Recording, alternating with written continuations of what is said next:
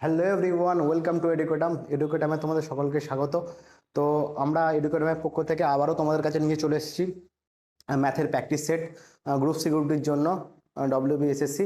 এবং একটা কথা বলে রাখি, তোমাদের এই গ্রুপ সি গ্রুপডির যে প্র্যাকটিস সেট ম্যাথের যেটা চলছে আমাদের এডুকেটাম চ্যানেলে, এবার থেকে এই প্র্যাকটিস সেটটা তোমাদের দুটো পার্টে আসবে। অন্তত বিশেষ করে তোমাদের হচ্ছে ম্যাথের যে চ্যাপ্টারটা থাকবে, মানে প্র্যাকটিস সেটটা থাকবে, সেখানে তোমার হচ্ছে দুটো করে পার্ট থাকবে। মানে পার্ট 1 হবে, পার্ট 2 হবে প্র্যাকটিস সেট, প্রত্যেকটা প্র্যাকটিস সেটেরই।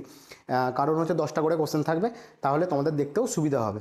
ওকে, চলো শুরু করা যাক। আর এছাড়াও বলে দিই যে আমাদের যে প্র্যাকটিস সেট বইটা সেখান থেকেই করানো হচ্ছে। আর আগামীকাল আশা করি তোমরা এই প্র্যাকটিস সেট কীভাবে পাবে, তোমরা মানে ওই বইটা কীভাবে পাবে তোমরা তার ডিটেলসটা পেয়ে যাচ্ছ। এছাড়াও আমাদের আরও চ্যানেলে ভিডিও আছে, যেগুলো তোমরা হচ্ছে জেনারেল অ্যাওয়ারনেসের ওপর, ইংলিশের ওপর, লজিক্যাল রিজনিংয়ের ওপর, আর ম্যাথের তো তোমরা দেখতেই পাচ্ছ। আর তোমরা দেখতে থাকো প্লে লিস্টে গিয়ে।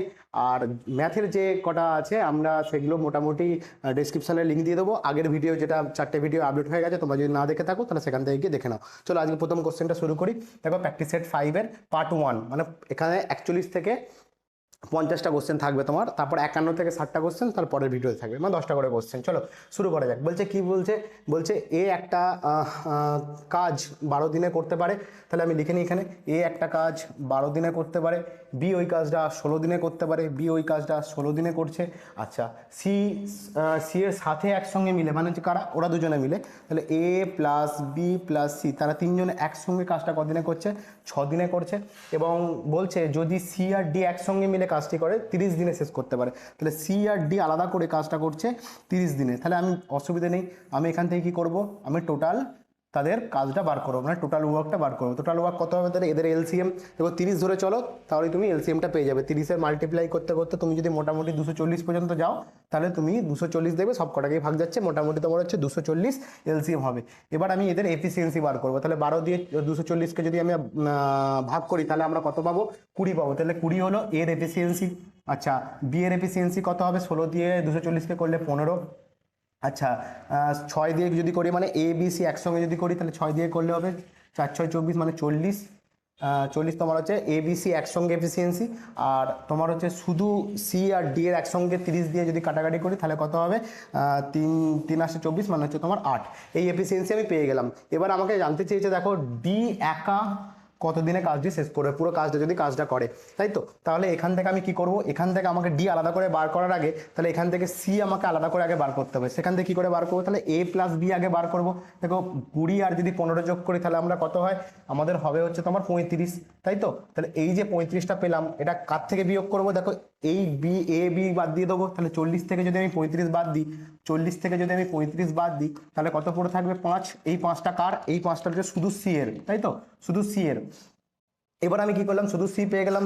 আর সি আর ডি একসঙ্গে কতটা করে, কত ইউনিট কাজ করে, 8 ইউনিট। তাহলে এখান থেকে যদি আমি 5 বাদ দিয়ে দিই, সি এর এফিসিয়েন্সি বাদ দিয়ে দিই, তাহলে আমি কার পাবো, ডি এর পাবো। ডি এর এফিসিয়েন্সি কত হবে বলো, 5 6 7 8, তাহলে 3। তাহলে 3 এফিসিয়েন্সি ধরে তোমার টোটাল কাজটা 240, সেটা কে করবে, ডি করবে। তাহলে 240 ইউনিট কাজ করতে যদি 3 এফিসিয়েন্সি ধরে কাজ করে, তাহলে কত সময় লাগবে, 3 আসতে 24, মানে হচ্ছে 80 দিন। তাহলে ডি এর একা কাজটা করতে সময় লাগবে 80 দিন। অপশান সি হচ্ছে রাইট অ্যান্সার। ওকে, নেক্সট অঙ্কে যাই।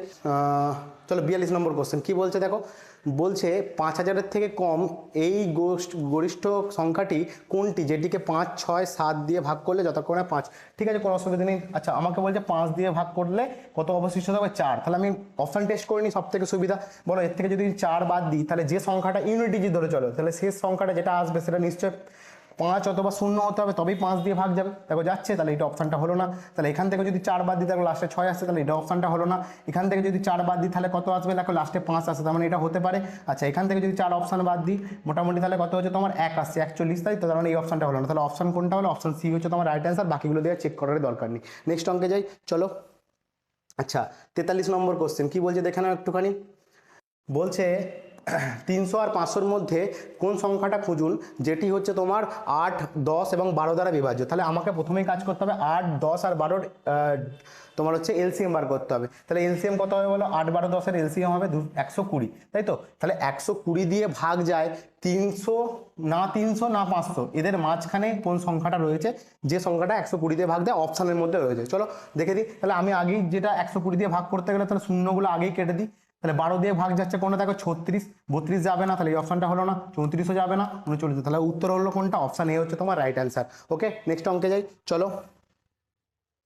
দেখো 44 নম্বর কোশ্চেন কি বলছে, দেখো 44 নম্বর কোশ্চেন বলছে 5100 টাকাকে এ এবং বি এর মধ্যে 8:9 অনুপাতে ভাগ দেওয়া হলো। তাহলে 8:9 অনুপাতে যদি ভাগ দেওয়া হয়, তাদের মধ্যে এ আর বি এর মধ্যে ভাগ করে দেওয়া হচ্ছে টাকাটা, তাই তো।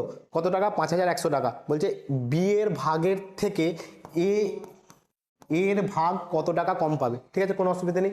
তাহলে আমাকে বলো, তাহলে এইটা হচ্ছে টোটাল টাকা, তাহলে আমি এখান থেকে 8 টাকা 9 টাকা যদি ধরে চলি, তাহলে 8 দুগুণ 16, 17, 17 এই ভ্যালুটাই তো 5100 টাকা। তাহলে একের ভ্যালু কত হবে, 3 17 51 মানে হচ্ছে 300, তাহলে 300। এবার আমাকে জানতে চেয়েছে বি এর ভাগের থেকে এ কত কম পাবে, তাকে বি পাচ্ছে ক টাকা, 9 টাকা, সেখান থেকে এ পাচ্ছে 8 টাকা, তাহলে কত কম পাচ্ছে, 1 টাকা। তাহলে এই একের ভ্যালু জানতে চাইছে, তাহলে 300 অ্যান্সার হবে, অপশন বি হচ্ছে রাইট অ্যান্সার, অপশন বি 300 হচ্ছে রাইট অ্যান্সার। নেক্সট অঙ্কে যাই চলো। 45 নম্বর কোশ্চেনটা দেখো, 45 নম্বর কোশ্চেন কি বলছে, বলছে একটি 273 মিটার লম্বা সেতুকে অবস্থিত একটি সিগন্যাল পেরোতে একটি ট্রেনের 21 সেকেন্ড সময় লাগে। যদি ট্রেনটি সেতু পেরোতে 64 সেকেন্ড সময় নেয়, তাহলে ট্রেনটির দৈর্ঘ্য কত হবে। ঠিক আছে, আমরা একটা জিনিস জানি, আমি একটু ছবিটা যদি আঁকি, ধরো এটা একটা সেতু, ঠিক আছে, সেতুর একটা প্রান্তে রয়েছে, ধরো এইখানটা করে একটা সিগন্যাল পোস্ট রয়েছে, ঠিক আছে, এটা সিগন্যাল পোস্ট। এবার আমাকে বলো, ট্রেন যদি কোনো সিগন্যাল পোস্ট, কোনো লোক এদেরকে যদি পেরোয়, কোনো ব্যক্তি বা কোনো গাছ, তাহলে ট্রেন তার নিজের দৈর্ঘ্যকে অতিক্রম করে। তাহলে একটা ক্ষেত্রে কি হচ্ছে, ট্রেনটা যখন সিগন্যাল পোস্টকে অতিক্রম করছে, ট্রেনটা তার নিজের দৈর্ঘ্যকে অতিক্রম করছে। আর যখন সেতুকে অতিক্রম করছে, তখন কি হচ্ছে, সেতু একটা বড় দৈর্ঘ্য, তাহলে সেতুর দৈর্ঘ্য প্লাস হচ্ছে ট্রেনটার দৈর্ঘ্য। কিন্তু এই টোটাল অঙ্কের মধ্যে একটা জিনিস দেখো কমন রয়েছে, কি, সেটা হচ্ছে স্পিড, তাই তো। আমরা কি জানি, speed is equal to distance by time, তাই তো। তাহলে স্পিড কেন সমান রয়েছে, দেখো ট্রেনটা যখন সেতুকেও বেরোচ্ছিল, যখন সিগন্যাল পোস্টকেও বেরোচ্ছিল, একই স্পিডেই যাচ্ছিল, এটাই তো বলে দেওয়া আছে। যদি না বলে দেওয়া থাকে, সেটাই ধরে নিতে হবে। চলো, তাহলে আমরা দুটো কেস হচ্ছে আমার তৈরি হচ্ছে, সেই দুটো কেসকে তৈরি করি। তাহলে একটা ক্ষেত্রে স্পিড দুটোকে ইকুয়াল করে দিই। তাহলে প্রথম ক্ষেত্রে যখন ধরো সিগন্যালকে পেরোচ্ছে, তখন ট্রেনটা নিজের দৈর্ঘ্যকে অতিক্রম করছে, আমি ট্রেনের দৈর্ঘ্যটাকে ধরে নিলাম এক্স, আমি ট্রেনের দৈর্ঘ্যটাকে ধরে নিলাম এক্স। তাহলে ট্রেন যখন নিজের দৈর্ঘ্য অতিক্রম করছে, তখন তার স্পিড কত, টাইম দিয়ে ভাগ করে দিই, তাহলে কত সেকেন্ড লাগছিল, তখন তার 21 সেকেন্ড লাগছিল। আর দ্বিতীয়বার কি করছে, ট্রেন আর সেতুর দৈর্ঘ্য একসঙ্গে, কারণ যখন সেতুটাকে পেরোচ্ছে, তখন কত 473, এদের তখন টাইম লাগছে কত 64। এই দুটো ক্ষেত্রে দুটো স্পিড বেরোলো, দুটো ক্ষেত্রে দুটো স্পিডই ইকুয়াল, তাহলে আমি ইকুয়াল করে দিলাম। এখান থেকে আমি এবার ক্যালকুলেশন করে নেবো, দেখো 64 এদিকে হবে, এদিকে 21 গুণ হবে, ওর সাথে 21 গুণ হবে, তাহলে 64 থেকে 21-এর বিয়োগফল কত হবে বলো, 43, তাই তো। তাহলে 43x ইজ ইকুয়াল টু, এদিকে কত হবে, 473 ইন্টু তোমার হচ্ছে 21, তাই তো। এই 21টা ওখানে গিয়ে গুণ হবে। তাহলে এবার দেখো, এইটা দেখেই বুঝতে পারছি এটা 11-এর গুণফল, তাহলে 11 আর 43 গুণ করলে 473 হয়, তাহলে 11 আর 21 গুণ করে দেবো, তাহলে 2 1 আর 2 1 3, তাহলে 231। তাহলে ট্রেনের দৈর্ঘ্যটা ধরেছিলাম 231, এ হচ্ছে রাইট অ্যান্সার, যেটা হচ্ছে ট্রেনের দৈর্ঘ্য এত মিটার। ওকে, নেক্সট অঙ্কে যাই চলো। 46 নম্বর কোশ্চেনে চলো দেখি। দেখো 46 নম্বর কোশ্চেন কি বলছে, দুটি সংখ্যা লসাগু এবং তাদের গসাগু দেওয়া আছে, একটি সংখ্যা 11 হলে অপরটি কত। আমরা ছোটবেলা থেকে শিখে আসছি, লসাগু গুণ গসাগু সমান হচ্ছে তোমার সংখ্যা দুটির গুণফল, তাই তো।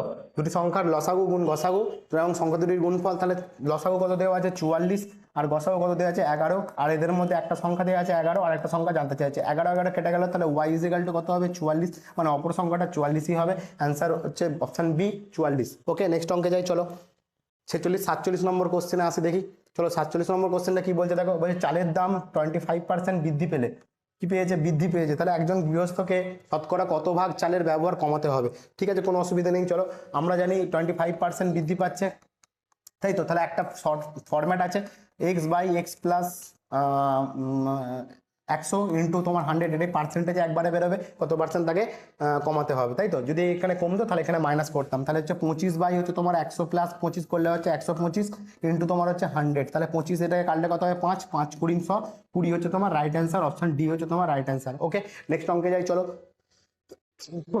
দেখো 48 নম্বর কোশ্চেনটা কি বলছে, বলছে কোনো পরীক্ষায় 52% পরীক্ষার্থী ইংরাজিতে এবং 42% অঙ্কে এবং উভয় বিষয়ে তোমার হচ্ছে 17% ফেল করেছে, তাহলে শতকরা উভয় বিষয়ে পাসের হার কত। তাহলে এখানেও দেখো আমাকে বলেছে পরীক্ষাতে ইংরাজিতে আর অঙ্কে দুটোতে ক্ষেত্রে ফেলের কথা বলেছে, আর জানতে চাইছে পাসের কথা। তাহলে সব কিছু তুমি পাসে নিয়ে এসো, সব কিছু ফেলে নিয়ে এসো, কোনো অসুবিধা নেই। তোমরা এই ফর্ম্যাটেও করতে পারো, 100 - x + y মাইনাস তোমার হচ্ছে বোথ বি, ঠিক আছে, এই ফর্ম্যাটও করতে পারো, অথবা তোমরা ভেন ডায়াগ্রামও করতে পারো। দেখো আমি ভেন ডায়াগ্রামে করছি, তাহলে এই পোর্শনটা হচ্ছে আমার বোথের পোর্শন, এই পোর্শনটা হচ্ছে আমার বোথের পোর্শন, বোথে কত হয়ে গেছে ওটাকে লিখে ফেলি 17।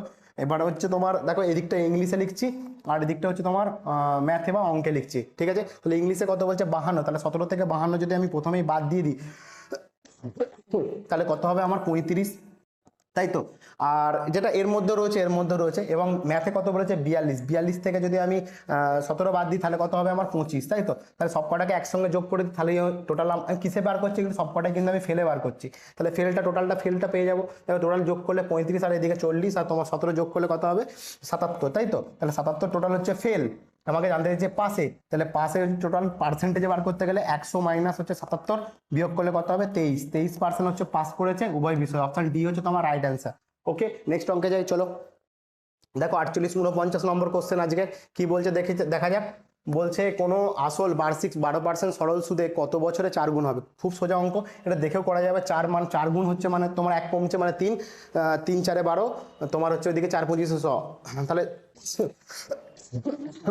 এই করে দেখি।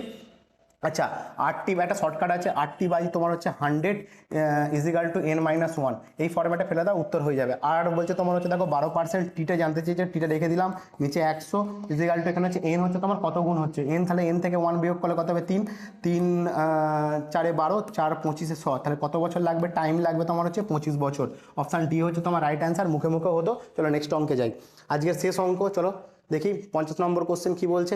বলছে 5% সুদের হারে 2 বছরের সরল সুদ ও চক্রবৃদ্ধি সুদের পার্থক্য 5 বছর। দেখো 2 বছরের যখন বলে দেবে তখন হচ্ছে ফুল টস একদম, তাহলে এক্স স্কোয়ার এক্স বাই 100 তার স্কোয়ার, তাই তো। এটাই হচ্ছে তোমার একদম পার্থক্যটা বেরোয় কাছের, তোমার হচ্ছে এসআই আর তোমার হচ্ছে সিআই, মানে সিআই মাইনাস এসআই এর পার্থক্যটা বেরোয়। তাহলে এখানে কত দেওয়া আছে দেখো, পার্সেন্টেজ হচ্ছে 5, এখানে হচ্ছে তোমার এক্স হচ্ছে তোমার পার্সেন্টেজ, তাহলে 5/100 এটার স্কোয়ার ইজিক্যাল টু কত দেওয়া আছে, পার্থক্যটা 5 দেওয়া আছে। তাহলে এখান থেকে দেখো আমার হচ্ছে 5 × 5 বাই তোমার হচ্ছে 100 × 100 ইজিক্যাল টু 5, তাই তো। তাহলে একটা 5 কেটে গেল, এখান থেকে যদি আমি কাটাকাটি করি তাহলে 20 হবে। তাহলে এখানে পাচ্ছি কত, 20 আর 10 গুণ করলে 2000, তাই তো। তাহলে উত্তর হলো তোমার হচ্ছে অপশান সি হচ্ছে তোমার রাইট অ্যান্সার। ওকে, এই পর্যন্তই থাকলো।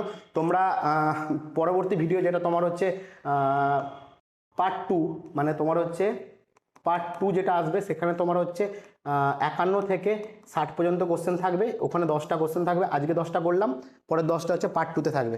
হ্যাঁ, ভালো থেকো। চ্যানেলটাকে যদি ভালো লাগে কমেন্ট শেয়ার তো তোমরা করছোই, ঠিক আছে। Stay tune, bye bye, thank you.